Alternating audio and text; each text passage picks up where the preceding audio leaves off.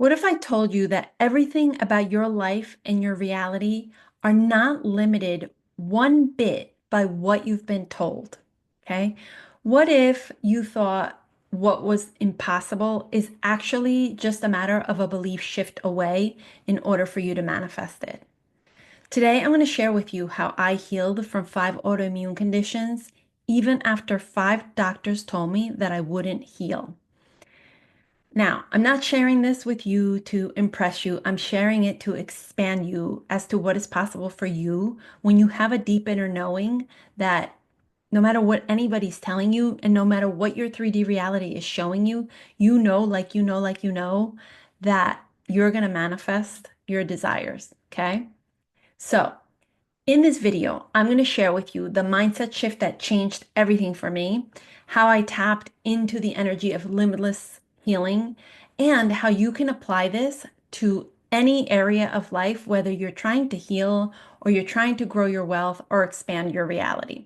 If you're new to my world, I'm Sonia, energy leadership coach and master manifester. I help you elevate your consciousness so you can master manifesting the magnetic way in life and in business because life is meant to be extraordinary from the inside out. If this vibe speaks to you, go ahead and click subscribe and the notification bell so you don't miss a thing. So, in about 2014, I started to not feel well. Now, remember, I've been manifesting since I was 5 years old, and my manifesting practice has been evolving through all the years. And in 2014, I started to not feel well. In 2009, I had lost my mom and had gone through other major life transitions that were really difficult for me. They involved a lot of loss. And so, in hindsight, I now understand that trauma gets stored in the body and we can, get sick when we don't treat it. Back then, I did not have the certifications and the training that I do now around the understanding of the nervous system and trauma and the soma or the body. So, like I said, I started to not feel well and it started to get progressively worse. I spent about 2 years from 2014 to around 2016 or so trying to figure out what was going on. I was also at the time in a job that was really, really demanding. And, if I'm being honest, uh, I was really not being treated well at the job, and my self-esteem was not the greatest. So I tolerated these conditions at the job. And so that was also affecting my health. But I am somebody who does not give up easily, and I'm my own best advocate when I'm trying to figure something out. So luckily, I have that going for me. And at the time when I wasn't feeling well, I was just like, I'm going to do my research and get informed and try to figure out what is going on. Also, during that time, because I was not feeling well at all, I had 5 autoimmune conditions. I was really tired and almost like being so tired put me in a state of surrender.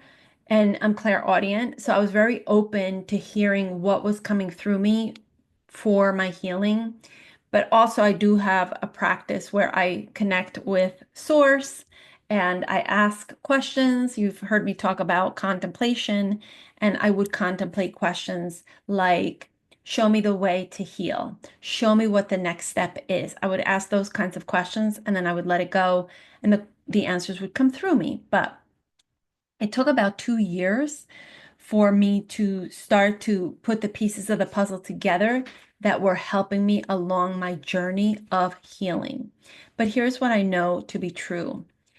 Even though I would go from doctor to doctor to doctor trying to figure out what was going on, and they would say to me, you know, there's no way. Like the one test that would come up was my thyroid, and I had Hashimoto's. My numbers were so, so high.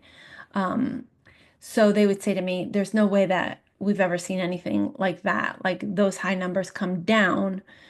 I just had this deep, deep inner knowing. Again, I think it's my spiritual practice and my connection to my higher self and the divine that I just knew that what they were saying, it didn't land with me.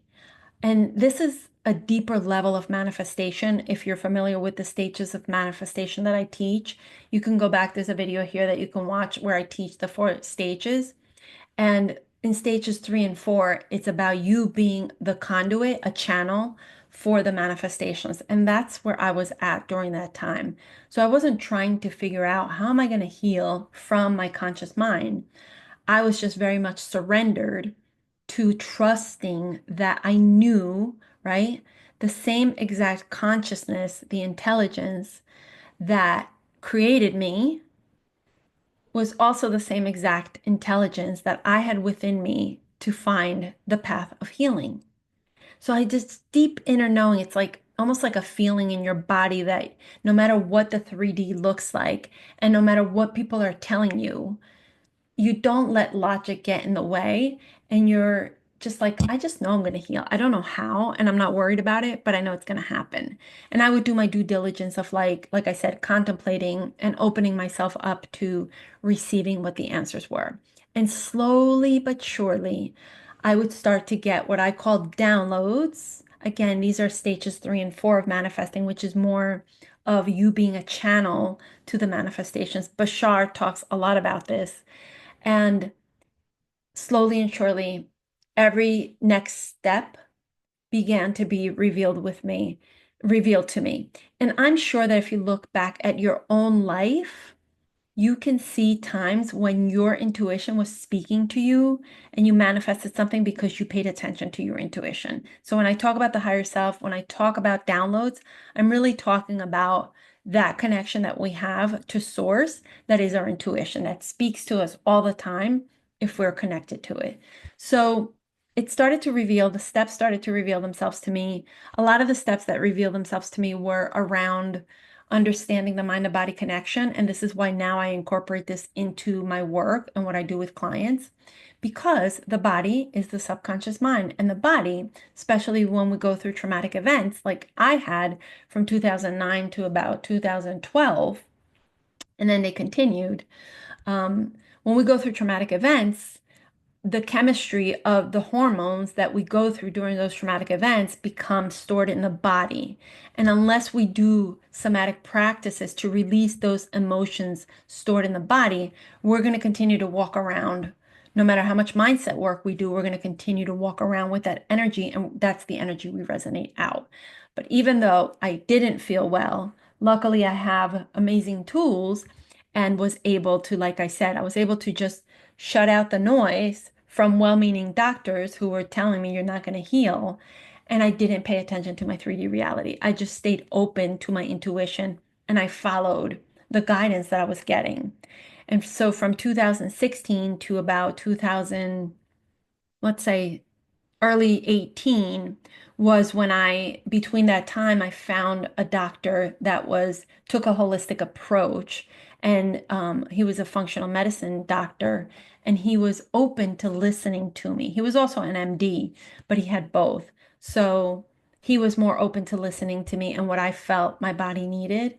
And we worked together to come up with a protocol, including nutrition, emotional release from the body, and other things like stress management and all the things that then slowly I started to feel better and started to help me. And so by 2008, like summer of 2008, I ended up quitting the toxic job because it was really, really bad. And the universe kept showing me, you need to leave here. It kept showing me the sort of the red flags to leave, but I kept, because it was a pretty good job, I kept rationalizing to tolerate, and I stayed there longer than I probably should have. But once I left there, it's almost like it sped up the healing process, and it also removing yourself from really, really stressful, toxic situations also opens up your channels to receiving the guidance from source. And it sped up my healing process because of that, because I was like listening more to the intuition and the pings and the guidance and the pieces of the puzzle that were next and next and next.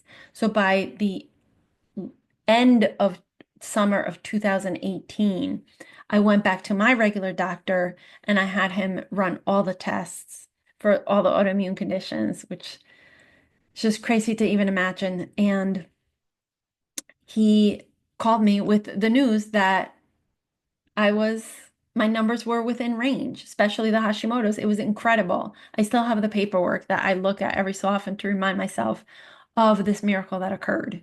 And so I share this with you because during that time, even though I was going through what really felt like a dark night of the soul for a really long time, I still manifested amazing things. I still manifested my first five-figure month, my place at the beach, my soul puppy, and my healing, right? And it wasn't because I was positive or doing really any practices. I was just solely surrendered to the present moment, and this one piece is really important. Non-judgment. I was not judging myself, especially as a manifestation coach. I could have went down the rabbit hole of like, oh my God, how can I teach this to people when I'm sick and I haven't yet healed, right? But I practice non-judgment. I practice, you know, being kind to myself and being empathetic to the way I was feeling, and I didn't try to fix anything. And I think that's really important. It's like not there's nothing to fix. Whatever we're going through is part of the journey, and being in non-judgment really releases resistance so that then we can be that open channel to receive from higher levels of consciousness what the next steps are towards our journey of healing or manifesting, whatever it is you want to manifest. So number one, I think the key was practicing non-judgment. I would lay on the couch, tired, exhausted, and I wouldn't try to get myself to do things, nor would I beat myself up over the fact that I was laying on the couch, totally tired and not doing anything.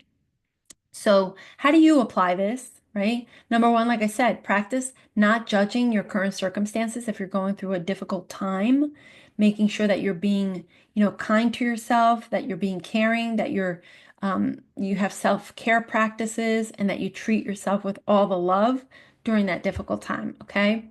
Um, the next step I would say is knowing your inner truth and connecting to that more than anything that other people outside of you are telling you, okay? Because people are going to have their beliefs and perceptions, and they're going to project it out, especially onto you, especially if they're experts, especially if it's a doctor, right? Or a teacher. So it's really important for you to stay connected with what you know to be true for you.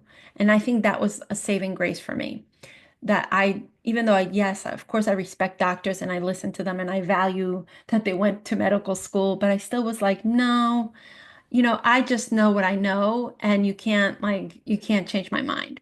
So the other part is I really did act like the version of myself who was like already had my healing, right? Because I didn't judge myself for it. So I was already in that state of like, I know it's coming. I just don't know when. And I'm going to do my research. And I did do my research, and I did look at, supplements and nutrition and all of that good stuff.